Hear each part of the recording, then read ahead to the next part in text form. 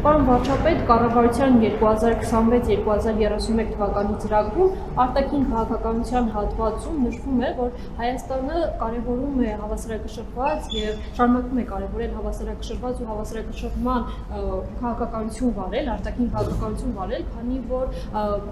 այն էական ազդեցություն է ունեցել հատկապես արտաքին միջավայրի կայունացման վրա։ Այս բaragարում սակայն մենք դեռևս շարունակում ենք լսել երրորդ երկրի Ռուսաստանի կողմից հնչեցվող պահանջներ ԵՄ-ԵԱՏՄ ընտրության այս մասով երկրում հարակավե անցկացնելու, ինչպես նաև ՀԱՊԿ-ի մասով որոշումներ կայացնելու մասին են խոսում։ Այս բaragարում Հայաստանում ինչպես է դրսևորվել հավասարակշռված ու հավասարակշռման քաղաքականությունը կամ պետք է շարունակվի դրսևորվել եւ արդյոք երրորդ երկրի կողմից հնչեցվող այս պահանջները իրենց ազդեցությունը չեն ունենում արտաքին միջավայրի կայունացման վրա։ Շնորհակալ եմ։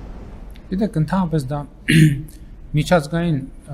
հարաբերություններում միջպետական հարաբերությունները հենց դրանից էլ կազմված են, երբ որ երկրները մյուս երկրների առաջ ձևակերպում են իրենց հետաքրքրող հարցերը։ Հիմա դուք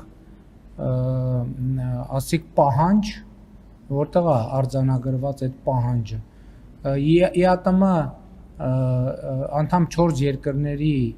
ղեկավարների հայտարարության մեջ արձանագրված է, որ նրանք պաշտպանում են հանրաքվե անելու գաղափարը։ Այդ հանրաքվե անելու գաղափարը իրականում մեզ է պատկանել, որովհետև մենք ենք ասել, որ մի ինչ-որ փուլում պետքա հանրաքվե լինի եւ հիմա նրանք իրենց պատկերացումներն են ներկայացրել ժամկետների մասին, մենք էլ մեր պատկերացումները ունենք։ Եվ այդ հայտարարությունը ես չեմ ընկալել որպես պահանջ, ես ընդհակառակը ընկալել եմ որպես բարեկամական ժեստ, որովհետև մարդիկ ասում են, որ աջակցում են այդ կիսում են այդ տեսակետը եւ ըստ էության չեն ընդդիմանում Եվրամիության հետ հարաբերությունները խորացնելու, ընդհանուր միջև Եվրոպական միությանը անդամագրվելու օրակարգ որդեգրելու Հայաստանի հնարավորությանը։ Նկատի ունեմ, գիտեք, ընդհանրապես եթե նկատել եք կամ պետք է նկատենք, միջազգային հարաբերությունները հենց դրանից են բաղկացած։ Պետությունները ուրիշ պետությունների առաջադրում են իրենց հետաքրքրող հարցերը։ Մի դեպքում դա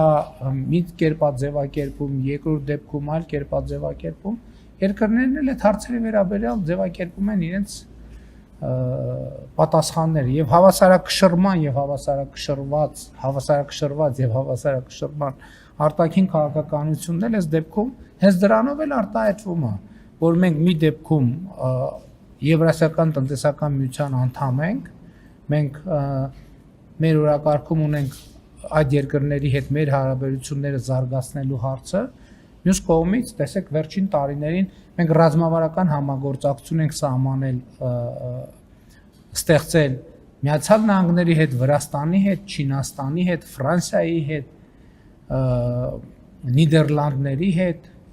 եւ էլի Ղազախստանի հետ, դրանով արտահայտվում։ Նախկինում այսպիսի բան չկար։ Նախկինում մենք միայն մի ուղղությամբ ունենք ռազմավարական համագործակցություն։ Հիմա մենք բազմաթիվ ուղղություններով ունենք ռազմավարական համագործակցություն։ Օրինակ պաշտպանության ոլորտում ո՞նց է արտահայտվում հավասարակշռված եւ հավասարակշռման արտաքին քաղաքականությունը։ Արտահայտվում է նրանում, որ մենք նախկինում ռազմատեխնիկական ոլորտի մեր համագործակցության 85-90%-ը մի ուղղությամբ էր։ Հիմա մենք տասնյակ ուղղություններով ռազմատեխնիկական համագործակցություն ունենք եւ մայիսի 28-ի զորահանդեսի ժամանակ դուք դա տեսաք։ Այնտեղ կային, ես թիվը ասել էի, կարծեմ 7 երկրի արտադրությամբ զորահանդեսին մենք սպառազինություն եւ տեխնիկա ենք ցույց տվել։ Եթե հիմա դուք արխիվից հանեք նախկինում Հայաստանում տեղի ունեցած զորահանդեսների տեսագրությունը եկամ ինֆորմացիան, կտեսնեք, որ այնտեղով 90%-ով մի, եթե ոչ ավել, մի երկրի արտադրության տեխնիկա է ցուցադրվել։ Սրա մասին է խոսքը։ Եվ նաև դա տնտեսական ոլորտում պետք է արտահայտվի եւ այնտեղ որտեղ արտահայտել է դա, հասցրել է արտահայտվի, մենք ակնհայտ հաջողություններ ունենք։ Այնտեղ որտեղ ոչ, ակնհայտ է այդ հավասարակշռումը չիրականացնելու հետևանքները։